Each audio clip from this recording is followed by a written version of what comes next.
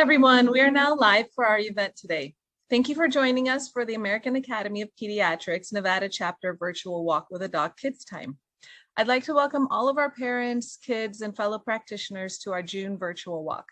My name is Dr. Lily Hadaji, and I'm a pediatrician here in Las Vegas, as well as the Nevada chapter of the AAP Walk with a Doc coordinator. For almost 6 years now, the Nevada AAP chapter has been meeting every second Sunday of every month. We coordinate kid-friendly talks on a variety of pediatric health topics and then enjoy an outdoor walk together. It's a really great way to get outdoors, learn important information about the health of our kids, and have the opportunity to ask a local pediatrician or a pediatric specialist any questions. Our chapter also helps coordinate this event for the Reno community. We normally join at the Springs Preserves outdoor venue most of the year, and during hotter summer months, we gather at the Mount Charleston Visitor Gateway to escape the heat.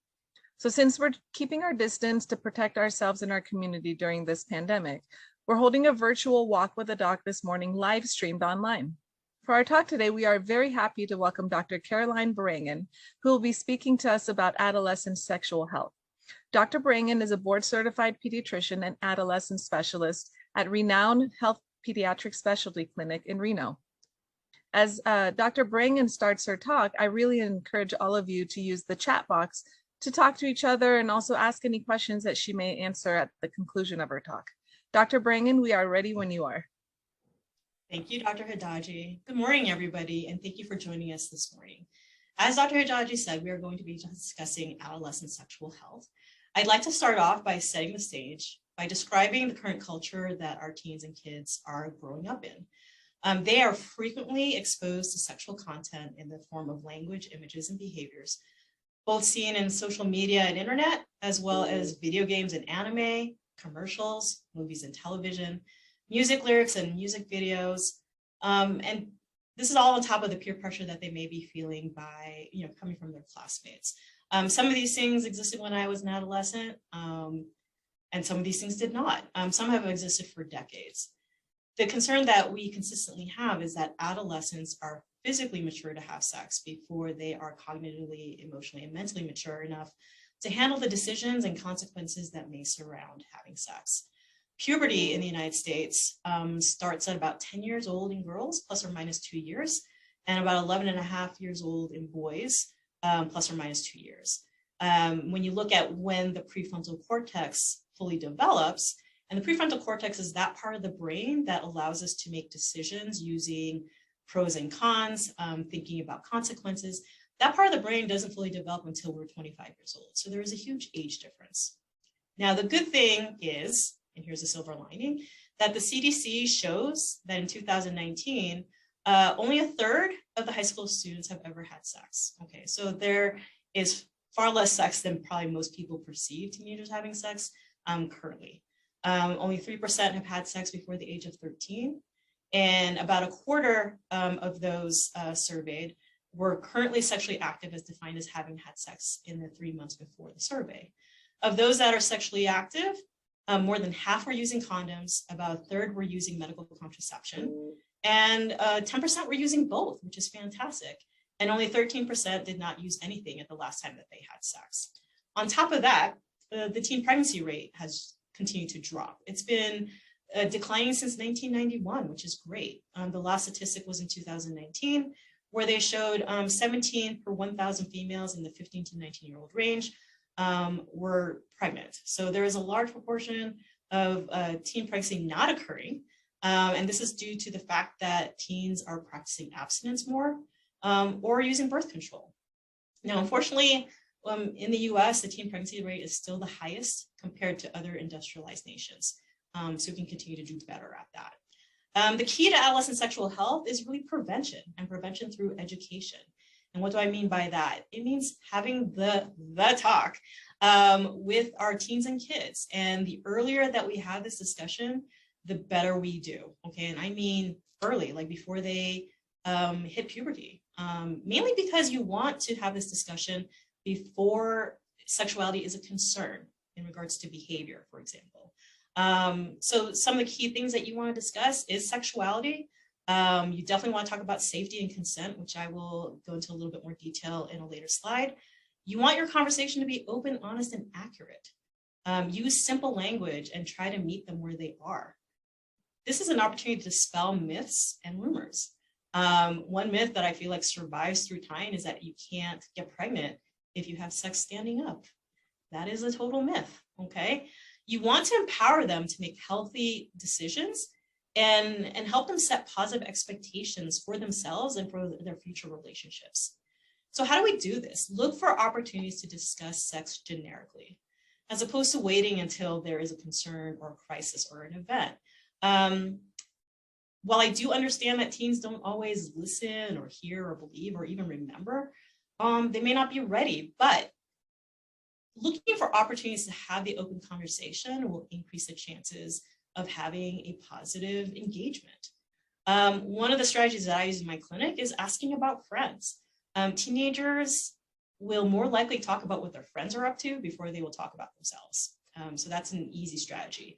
The other strategy that you can use is basically using what's around you. If you are in the room with a teen or a kid and something comes on the TV or on the computer screen, whether it's in advertising or a movie that has sexual content or sexual connotation, use that as a jumping off point to have a discussion. So an example, which may not be the best example, is recently the Johnny Depp and Amber Heard trial. And while I hope that your teens and kids were not watching all of it, because some of it was very explicit, if it came up, because I feel like it was on everybody's radar, talking about what healthy relationships are and about consent and not doing violence on each other. I mean, it was a great way to just bring it up as a discussion that's external to the teen, but out in social media to have that discussion. Other things is having books and resources available for them to look at, okay? The AP has lots of great resources, including a book that Leanne will send you the information to called Uology. They also have a website called healthychildren.org, which is a great website that has resources. So parents can use them to sort of prepare themselves for the talk, as well as use them as a place to direct teenagers and kids to get more information. I would encourage you all not to do interrogations, all right? Let them tell you their narrative, their story, their perception, their experiences. Ask open-ended questions. Try not to use the word don't. Make proclamations or judgments, because I think once you do those things, teens will shut down because they come to the decision that it's not really a discussion. It's more like you talking at them, and that's not what you want. You want a bi-directional conversation. Maybe the focus could be on not the don'ts, but what they can do to be healthy and safe. That's a great way to spin it. So let me take an opportunity to talk about sexual orientation, sexual behavior, and gender identification. Those three terms are not interchangeable, okay? So gender identification is a gender that your teen identifies as. Sexual orientation is who they are attracted to. Sexual behavior is what types of sexual activities they engage in. And those things are, again, are not interchangeable, okay?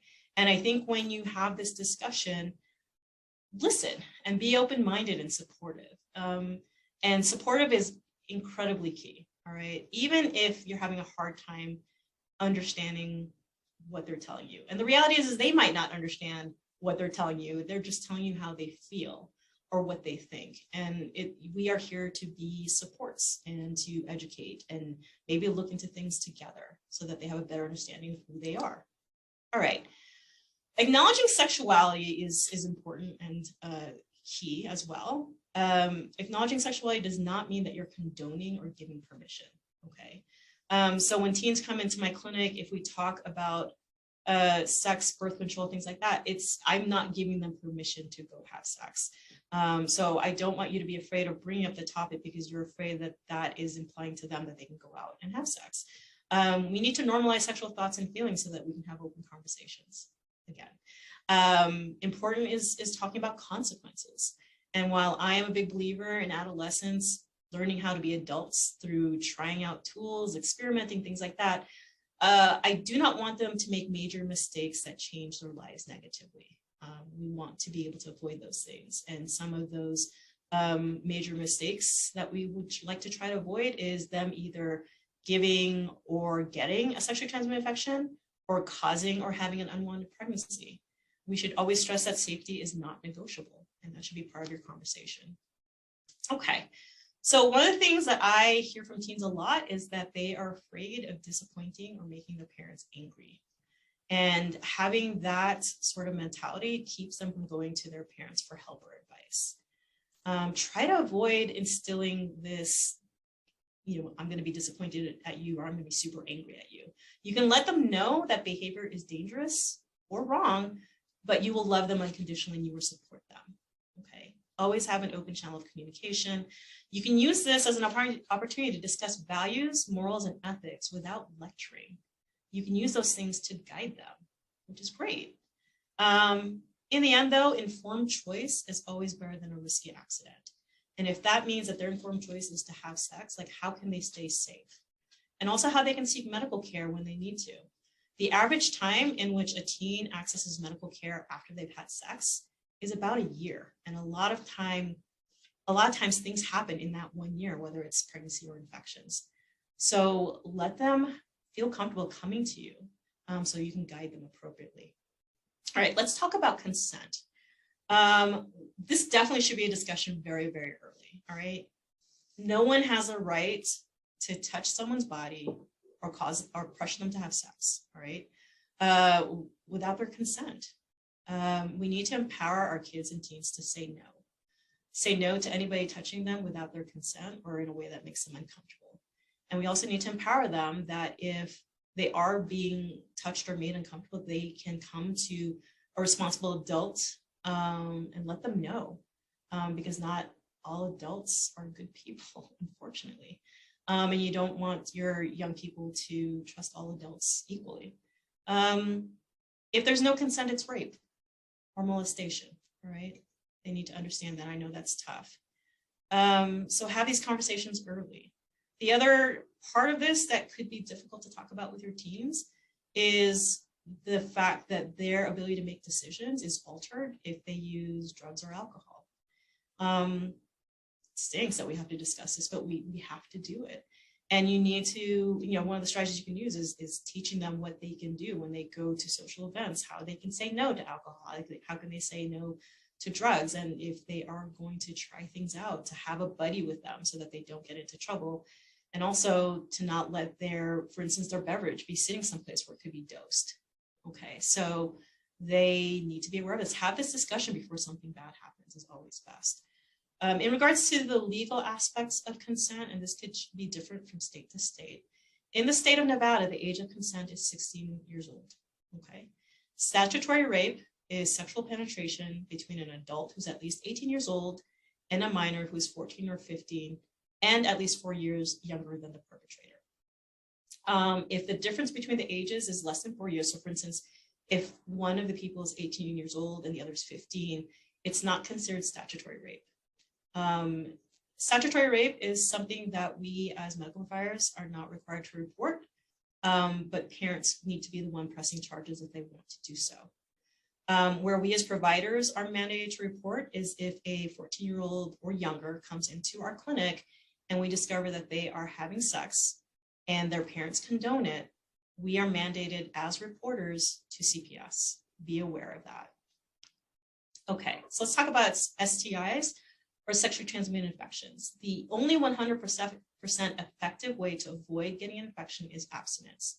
If a teen chooses to have sex, we want them to use condoms 100% of the time. There is risk with every type of sex, okay? And most sexually transmitted infections don't have symptoms, which is probably the reason why most sexually active teens don't get tested, all right? The minimum testing that I recommend is annually for anybody who's ever had sex and after a new partner, and if they're symptomatic, okay? And the testing that I usually do is a urine test for gonorrhea and chlamydia and a blood test for HIV and syphilis. Chlamydia is the most common bacterial infection. The last statistic which holds true is one of every 4 sexually active teens has chlamydia, so that's a lot. The most common STI, so not just common bacterial infection, is human papillomavirus or HPV. We have a vaccine for this because somebody who has a persistent HPV infection can develop cancer. And if you have an opportunity to prevent cancer, take it. Okay, so HPV vaccination can be provided between 9 and 12 years old before they're ever exposed to it, hopefully. It's 2 shots. If they're older than 12, then it's 3 shots. All right, let's talk about birth control. Please empower your teens to advocate for themselves, and whether that is advocating for themselves to not have sex, but if they choose to have sex, to use birth control. They can access birth control through their primary care provider, through Planned Parenthood, through the health department, and some free clinics. You just need to search, okay? They can access through them condoms, emergency contraception, otherwise known as Plan B, or a prescription for birth control in the form of pills, patches, rings, implants, IUDs. There's lots of different types. Contraception in and of itself will prevent pregnancy, but not infections, right? So they still need to use condoms 100% of the time. So takeaway points. Have conversations about sexuality, sex, and safety early, hopefully before puberty starts. Have open communication. Empower teens to make healthy choices, and whether it's to have safe sex or to abstain, and then support teens to remain healthy in the form of abstinence, contraception, condoms, and STI testing. Dr. Hidaji, are there any questions waiting for me? Yes, Dr. Bringen, I do have a question from a parent stating, when is it appropriate for my teenage daughter to follow up with the OBGYN? Great question. Okay, so back in the day, I think the thought was anybody who started having their period should go see the OBGYN, and then it got changed to after you have sex, go see the OBGYN. And then now the current guidelines are teens don't need to see an OBGYN until they're 21, okay? And when we're talking about that, we're talking about having a pelvic exam or a vaginal exam, mainly to screen for cancer, doing a pap smear. Pap smear and pelvic exams are not the same. You can have a pelvic exam or a speculum exam without needing a pap smear. We do not need to check for cancer until women are 21 years old.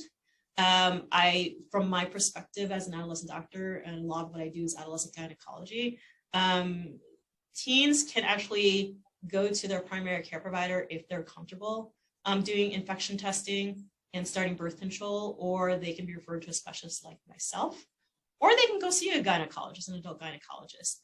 I think teens are a lot more comfortable probably seeing someone who has a pediatric background or even family medicine than they would see an adult OBGYN. Not all OBGYNs who see mainly adults could be comfortable with someone who's under the age of 18. So I know that was a long answer to a very short question. They don't need a vaginal exam unless they're symptomatic, because even, like I said before, sexually transmitted infection testing can be done through urine testing. Okay, thank you so much, Dr. Bringen, for that very informative talk. I definitely learned some important facts. And thank you everyone who joined us today. So it's time for all of us to go on our outdoor walk.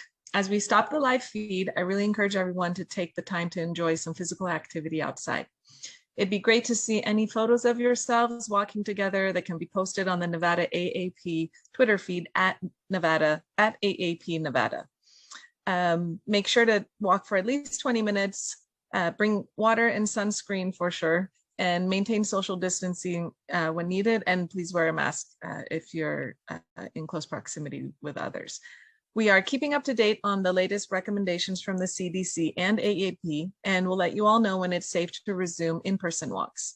Please remember that it is very important to stay up to date with your child's regular wellness checks and vaccinations. Make sure to take your kids 5 and older for their COVID-19 vaccinations, and remember this vaccine can be co-administered or given at the same time as any other recommended childhood vaccinations. Our next virtual walk with a doc will be held July 10th at 10 a.m. and we hope to see you there again. Stay safe and healthy and have a great walk. Thank you, everyone.